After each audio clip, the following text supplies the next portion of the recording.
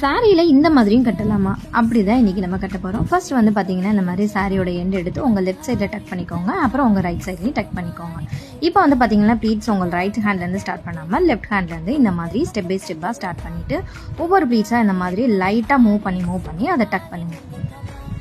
Again அதே மாதிரியே வந்து பார்த்தீங்கன்னா லெஃப்ட் ஹேண்ட்லேருந்தே ஸ்டார்ட் பண்ணிவிட்டு இதே மாதிரியே வந்து ப்ராசஸ் வந்து அந்த எண்டு வரைக்கும் நீங்கள் பண்ணுங்கள். இதே மாதிரியே அகைன் எடுத்து இந்த மாதிரி டக் பண்ணிக்கோங்க.